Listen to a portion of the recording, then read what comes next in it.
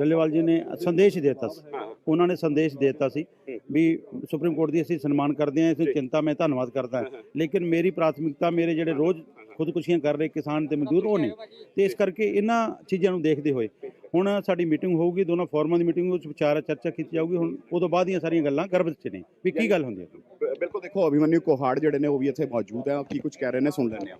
किसी चीज़ की तो उसको पूर्ति करने की आप इजाज़त दे दीजिए, लेकिन सरदार जगजीत सिंह डल्लेवाल जी ने स्पष्ट कर दिया है और जो बातचीत हुई है उसको हम बिल्कुल क्लियर कर देना चाहते हैं।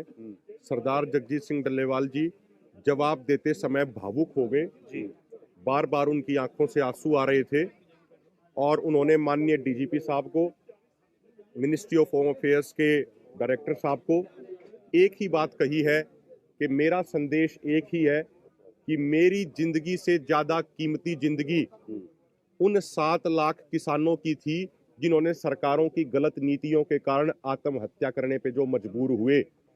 उन्होंने कहा, डल्लेवाल साहब ने, कि उनके बच्चों के बारे में सोच सोच के मैं अंदर घुट घुट के मरता हूँ, उनके बच्चों की चिंता करके मैं घुट घुट के मरता हूँ। तो उन्होंने कहा, स्पष्ट तौर पे उन्होंने ये कहा कि किसानों के बारे में सरकार चिंता करे, मेरी सेहत से ज़्यादा ज़रूरी किसान भाइयों की चिंता, उनके ज़िंदगी, उनके बच्चों के बारे में चिंता है। और किसी भी तरीके की medical aid, outside medical aid Sardar Jagjit Singh Dallewal ji नहीं लेंगे, ये उन्होंने स्पष्ट किया है। किसी भी तरीके की कोई मेडिकल सुविधा का इस्तेमाल वो नहीं करेंगे। यानी मरण व्रत जारी रहूगा 200%, 100% नहीं, 200% जारी है और जारी रहेगा।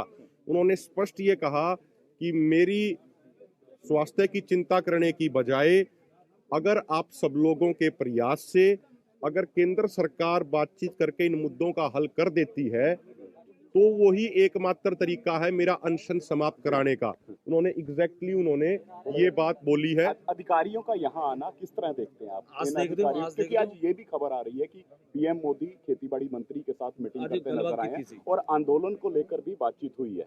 देखिए, इस पे काका सिंह जी भी बोलेंगे, उससे पहले मैं एक बात कह दूं, हमारा बिल्कुल स्पष्ट मानना है, बड़े से बड़े मुद्दों का समाधान बातचीत से ही होता है।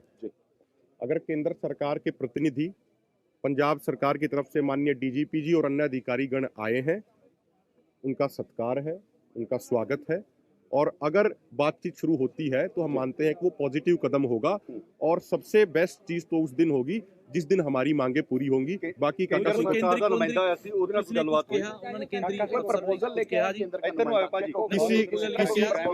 किसी तरीके का कोई प्रपोजल कोई कुछ नहीं था। काका सिंह जी बात बरकरार मैं कुहाड़ जी की गल नूं ਅੱਗੇ ਨੂੰ ਤੋਰਦਾ, ਜਿਹੜੀ ਪਿੱਛੇ ਮੈਂ ਨਹੀਂ ਜਾਂਦਾ, ਜਿਹੜੀ ਕੁਹਾੜ ਜੀ ਨੇ ਸਮਝੀ ਕੀਤੀ ਹੈ। ਹਜੇ ਜਿਹੜੀ ਸਾਡੀ ਅੰਦਰ ਉਹਨਾਂ ਨੇ ਜਿਹੜਾ ਹਾਲ ਚਾਲ ਦੇ ਬਹਾਨੇ ਜੋ ਉਹਨਾਂ ਨੇ ਗੱਲ ਗੋਲ ਮੋਲ ਕੀਤੀ ਹੈ, ਜਿਵੇਂ ਕੋਈ ਡੱਲੇਵਾਲ ਸਾਹਿਬ ਕੋਈ ਮੈਡੀ ਕੁਛ ਲੈ ਰਹੇ ਹੁੰਦੇ ਨੇ, ਉਹਨਾਂ ਦੀ ਗੱਲ ਚੋਂ ਗੋਲ ਮੋਲ ਚੋਂ ਇਹ ਸੀਗੀ।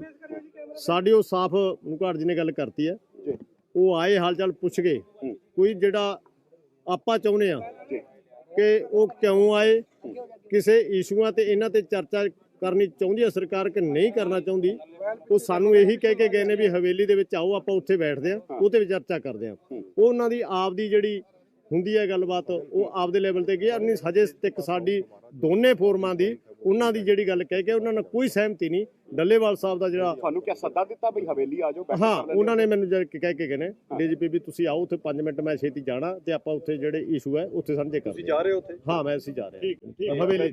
ਯਾਨੀ ਸਿੱਧੇ ਤੌਰ ਤੇ ਕਿਸਾਨ ਆਗੂਆਂ ਨੂੰ ਡੀਜੀਪੀ ਜਿਹੜੇ ਨੇ ਸੱਦਾ ਦੇ ਕੇ ਗਏ ਨੇ ਕਿ ਤੁਸੀਂ ਆਓ, ਔਰ ਇੱਥੋਂ ਥੋੜੀ ਦੂਰ ਦੇ ਉੱਪਰ ਇੱਕ ਨਿੱਜੀ ਹੋਟਲ ਹੈ, ਉਸ ਦੇ ਵਿੱਚ ਮੀਟਿੰਗ ਦਾ ਸੱਦਾ ਦਿੱਤਾ ਗਿਆ। ਕਿਸਾਨ ਆਗੂ ਹੁਣ ਖਨੌਰੀ ਬਾਰਡਰ ਤੋਂ ਉਸ ਮੀਟਿੰਗ ਦਾ ਹਿੱਸਾ ਬਣਨ ਲਈ ਜਾ ਰਹੇ ਨੇ। ਵੇਖਣ ਵਾਲੀ ਗੱਲ ਰਹੇਗੀ ਕਿ ਉਸ ਮੀਟਿੰਗ ਦੇ ਵਿੱਚ ਕੀ ਕੁਝ ਸਿੱਟਾ ਨਿਕਲਦਾ, ਕਿਉਂਕਿ ਹੁਣ ਤੱਕ ਕਿਸਾਨ ਕਹਿ ਰਹੇ ਨੇ ਕਿ ਕਿਸੇ ਵੀ ਤਰ੍ਹਾਂ ਦਾ ਕੋਈ ਪ੍ਰਪੋਜ਼ਲ ਜਿਹੜਾ ਉਹ ਸਰਕਾਰ ਦੀ ਤਰਫੋਂ ਨਹੀਂ ਦਿੱਤਾ ਗਿਆ। ਜਿਹੜਾ ਡੈਡਲੋਕ ਹੈ ਉਹ ਬਰਕਰਾਰ ਹੈ। ਔਰ ਦੂਜੇ ਪਾਸੇ ਡੱਲੇਵਾਲ ਸਾਹਿਬ ਜਿਹੜੇ ਲਗਾਤਾਰ ਮਰਨ ਵਰਤ ਤੇ ਬੈਠੇ ਹੋਏ ਨੇ, ਉਹਨਾਂ ਦਾ ਮਰਨ ਵਰਤ ਜਿਹੜਾ ਜਾਰੀ ਰਹੂਗਾ। ਕਿਸੇ ਵੀ ਤਰ੍ਹਾਂ ਦੀ ਸਰਕਾਰੀ ਜਿਹੜੀ ਮੈਡੀਕਲ ਫੈਸਿਲਿਟੀ ਹੈ ਉਹ ਵੀ ਨਹੀਂ ਲੈਣਗੇ। ਸਪਸ਼ਟ ਲਫ਼ਜ਼ਾਂ ਦੇ ਵਿੱਚ ਉਹਨਾਂ ਨੇ ਕਹਿ ਦਿੱਤਾ ਹੈ।